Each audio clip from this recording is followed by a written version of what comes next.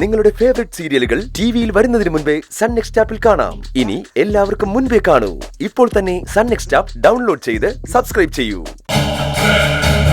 തൃപ്തിയായല്ലോ അല്ലേ? ഈ വീട്ടിൽ വീണ്ടും പോലീസ് വന്നപ്പോ തൃപ്തിയായില്ലേ? ഞങ്ങള് കാരണം പോലീസ് വന്നെന്നാണോ നീ വിചാരിക്കുന്നത്? എന്താ മനോഹര, അങ്ങനെയല്ലേ? റൂബിയുടെ കൊലപാതകം അന്വേഷിച്ചല്ലേ പോലീസ് വന്നത്? നിങ്ങളെ സംശയമുള്ളത് കൊണ്ടല്ലേ നിങ്ങളെ മാത്രം വിളിച്ച് പോലീസ് സംസാരിച്ചത്? എന്റെ മനോഹര, ഇനിയെങ്കിലും സത്യം പറ, നിങ്ങളാണോ അത് ചെയ്തത്? മുത്തശ്ശിക്ക് വേണമെങ്കിൽ ഞങ്ങളെ വിശ്വസിക്കാം.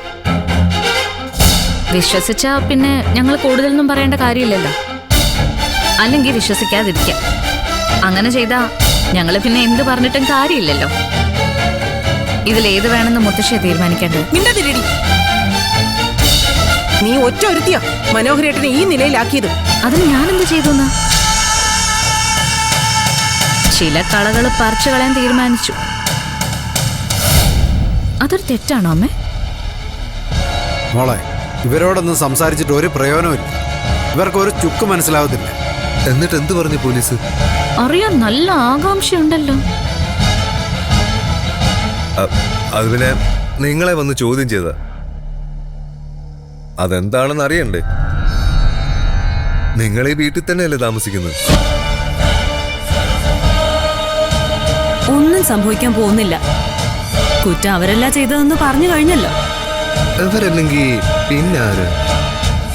ആരാണോ എന്റെ അച്ഛനെ കൊന്നത്, ആരാണോ സുധിയേട്ടന്റെ മരണത്തിന് കാരണമായത്, ആരാണോ ഡിവൈഎസ്പി നടേശനെ കൊന്നത്, ആ ആള് തന്നെയാ റൂബിയെയും കൊന്നത്.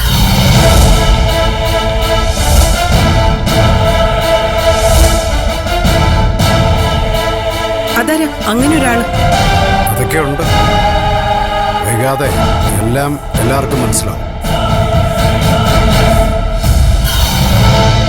പോലീസിന്റെ അന്വേഷണം ഒന്ന് കഴിഞ്ഞോട്ടെ. നിങ്ങൾ ഇപ്പൊ പറഞ്ഞതാണ് അന്വേഷണത്തിന്റെ റൂട്ടെങ്കിൽ അവര് തെറ്റായ വഴിയിലൂടെ സഞ്ചരിച്ചുകൊണ്ടിരിക്കുന്നത്. അവര് റൂബിയുടെ മരണം മാത്രമാണ് അന്വേഷിക്കേണ്ടത്. അല്ലാതെ നാട്ടിൽ നടന്ന മരണങ്ങൾ മുഴുവൻ അന്വേഷിക്കുന്ന നിന്നാലേ എവിടെ എത്തില്ല. അത് പോലീസ് തീരുമാനിച്ചോളൂ. നീ എന്തിനാ മോനെ വെറുതെ തലപോയ്ക്കുന്നത്? ഇന്നല്ലെങ്കിൽ നാളെ യഥാർത്ഥ പ്രതി പിടിക്കപ്പെടും. അതുവരെ ഉള്ളൂ എല്ലാവരുടെയും സന്തോഷം.